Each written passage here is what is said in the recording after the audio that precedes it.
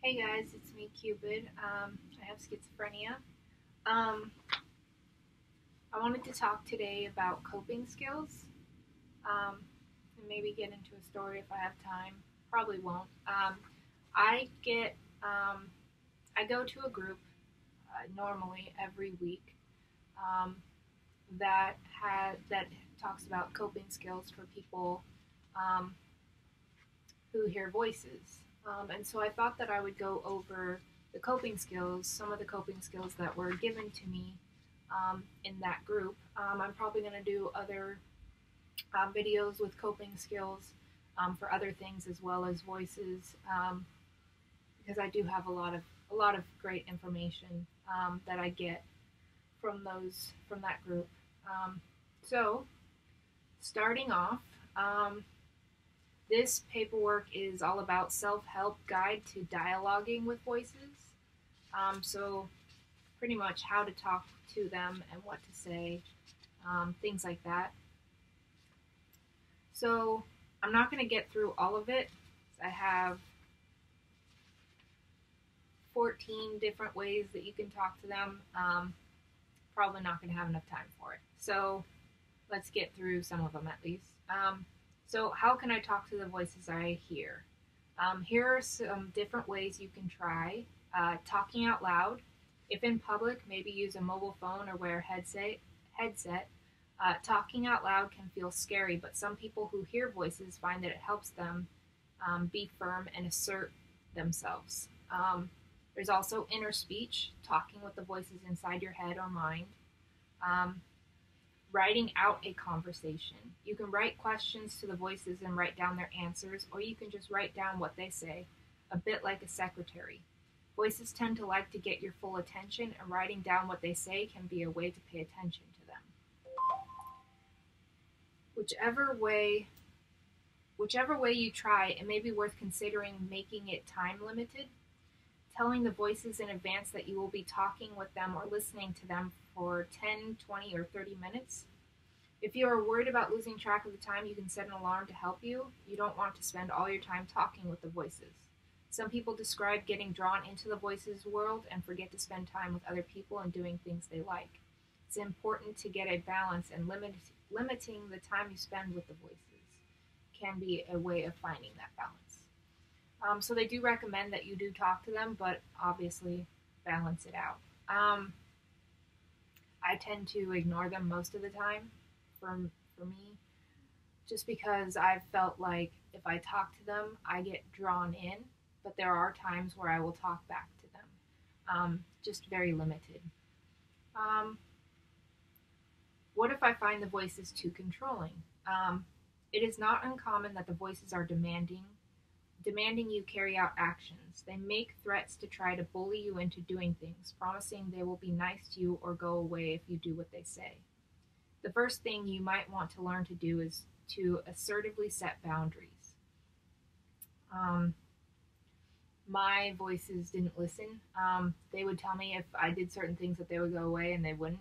They wouldn't go away. They'd still stay. And then when I assert boundaries, sometimes with some of them, they don't listen. So that got in the way. So I know that that can still happen if some of you have certain voices that even if you assert your boundaries, that they can still have issues. So this is just an idea. You can practice standing up to your voices with a friend or supporter. So get someone else involved, have them help you. That may be helpful. If a voice says cut yourself, you can practice saying something like, no, I want to find another way to cope with my distress. If a voice says kill yourself, you can practice saying back, I want to live, or I choose life. If a voice says don't go out, practice saying I want to go out because I want fresh air to see my friends, exercise, do shopping, etiquette. Um, Practice saying back things clearly and confidently. So you have to be very, very stern and very confident in what you say to them. Look at the kind of things the voices you hear usually say, and think of things you can say back. Um, Practicing with yourself or a friend is good because you can You may feel, sorry, reading that all wrong. You may feel overwhelmed when the voices come along and then easy to forget what you had planned to do. It looked like something completely different. That's why I was having issues. Sorry, you guys. When you have practiced it, it can be easier to do, like practicing sport or playing an instrument. When we rehearse things, they come more easily to us when we are under pressure. Yeah. So, another one. What if the voices are too offensive? If your voices are insulting you, try saying, when you say blah, blah, blah, example of words the voices use, I feel hurt or sad because I need respect. I need respect to feel safe, so please, can you talk to me in a more kind, respectful way? I know that some of these things may sound a little dumb to do, but what they teach in coping skills is respectful ways to handle your voices and better understandings for why the voices are there, things like that. So it may seem dumb, but these are the best ways to deal with them. That is what they say. So they are directly from psychologists. So yes, if a voice continues to be disrespectful and you feel upset, you can terminate the conversation and let the voice know that you need to be talked to respectfully to engage in a conversation. That sometimes does help, actually. How do I start a conversation with the voices? You can try being a role model for how to do respectful conversation by greeting the voice, saying hello, and asking, how are you? Think about how you would start a conversation with someone you've just met. That's another thing that they teach, is that talk to your voices like you would talk to someone in real life. So what would you say in this moment to someone who talked to you just like that? What would you do? How would you feel? Things like that. They want you to talk to them like they are real people, because to you, they are probably real people in many ways. So yes. Even if you have heard the voice for a long time, you may feel that you don't really know it very well. When we meet new people, what do we do to show that we are curious about them?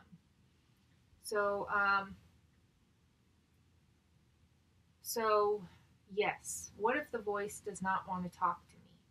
There may be times when voices don't want to talk. It can create difficulties if you try and force a voice to talk with you when it doesn't want to. The hope is that you can create a better relationship, which means being respectful. If you try and force a conversation, it can easily turn into an argument.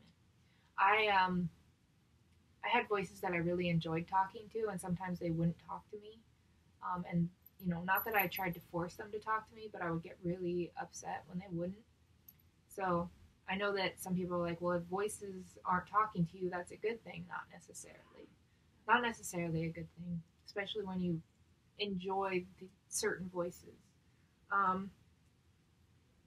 If a voice doesn't want to talk to you, you can ask it, when would be a more convenient time to talk? Even if the voices do not respond to what you say, you can say yes or no to yourself in response to things they say. You make your own opinion and standpoint clear. This is a way to let the voices know you are listening and that you have your own way of saying things. Voices might behave dismissively at first or try to deter you from talking with them by being avoidant, aggressive, or patronizing. Some voices refuse to respond at first and pretend like they can't hear you. Don't give up if this happens. Voices might like to know if you are going to stick with them, like they are testing you to see how determined you are. If you stick to doing things respectfully and keep letting them know you are interested in them, things can change over time. Voices might have learned not to trust anyone who is nice to them, or they might think your new way of treating them is just a strategy to get rid of them or manipulate them. They might not like the new things or that things are changing so at first. They can try and keep things... Sorry, had too many pages, gave us blank pages. Change the way they are by ignoring or intimidating you. Try to keep things the way they are by ignoring or intimidating you. If they have a lot of power in your life, they might not like the idea of losing control over you. My voices tend to have a lot of power.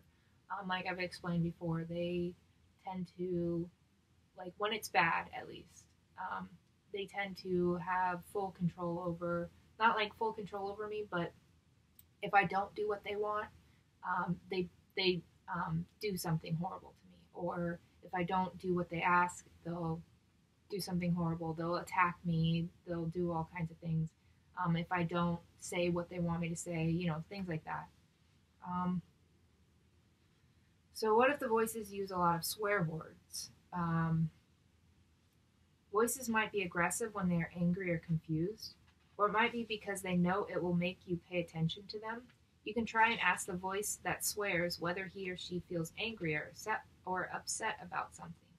You can also tell the voice that you will pay attention properly to what they have to say for 5 or 10 minutes, but only if they stop swearing. All right, so just paying attention to my time because I'm reading this. So next one, how can I keep the conversation respectful? Which is very, very hard to do sometimes with voices. You can request that the voice treats you with respect and make an agreement that if the voice is unable to do this, you will need to stop the conversation. Remember to stick with the agreement yourself too. Be respectful, but always remember to stop the conversation if the voice is being disrespectful. The voice may be testing your resolve and try and push your buttons. Try not to get drawn into shouting match. If you do, remember to be kind to yourself. You are trying to do things differently, and that can be hard at first. So there is something that I have learned in these groups, because I know that a lot of people do things that that they may regret because of a delusion that happened. And I already talked about this in my last video, that I did things that, I regret because of my delusions. But they say not to be so hard on yourself. They talk a lot about forgiving yourself and trying to understand yourself more so. Understand why you did these things, rather than try to beat yourself up over it. So what if the voice does not seem to make any sense? You can try writing down what the voice is saying and look at it later with somebody to see if you can find some meaning in what it is saying. I also have an idea, because I've had voices that they just don't make any sense. Like there's been one where like they said that they're putting on their raincoat and it wasn't even raining out. And things like that, weird stuff like that. And so I started looking up the meanings of those words that they would use, the significant words. So like raincoat, I looked it up in a dream dictionary and it gave me some really interesting information. You can look up like the meanings behind certain words for different things if you're spiritual. It doesn't work for everyone, obviously. If you're not spiritual, it probably wouldn't be as helpful. But that is a recommendation. You can ask the voice to clarify, or you can ask it questions for it to answer with a yes or no. You can try and ask the voice why it is talking the way it is. Maybe it likes to be mysterious. Maybe it has its own language or is speaking a language you don't know. Or maybe the voice is feeling very confused and overwhelmed. Sometimes building a relationship means you have to try and find a common language that you can speak to each other. It's the same with people. Like some professions have their own jargon, or some areas have their own dialect. Some people like to talk using abstract and philosophical words, and other people have a very down-to-earth way of talking. Sometimes we have to ask each other what we mean when we say certain things or use certain words. Maybe you and the voice you hear need to negotiate a way of talking that you are both okay with. All right, so I still have quite a few more to go through, but we are at about 14 minutes now, and I kind of want to make sure I end it on time. So I know that not every coping skill will be helpful for everyone. That's why you have to kind of like pick and choose what might work for you. Try certain things. If that doesn't work, try something else. Um, it's all about like playing that game. You gotta find the right piece that goes in the right place. So work it out. I have other coping things that I can talk about. So I have this I can finish as well. So once I finish this, we can move on to something else that some other information. I think after I do all of the voices, I'm going to do like helpful things for delusions and helpful things for hallucinations, um, visual hallucinations. So if you guys have any specific things that you want me to do coping skills on, please leave me a comment below. Let me know if there's anything that you guys want to learn more about, whether it has to do with this or not. And then also, if there's any coping skills that you guys use that are helpful, leave a comment below and let me know. I would love to learn other coping skills for myself as well that I don't already have, because I know that there is plenty to go around. And what works for someone may not work for someone else. So it, you know, just happens to be whatever can work for you. Just like people are different, so are our voices, and so what works for one voice may not work for another voice as well. So just, try to pay attention to what does. So I hope that that was helpful, you guys. I know that there's a lot of information that is out there, so maybe this will help some people, maybe it will not help some people. So just whatever works, you guys, again. Um, have a beautiful day, you guys. Stay wonderful, stay beautiful, stay amazing, stay awesome, stay unique, stay you. And above all else, love yourselves, you guys. Peace and love.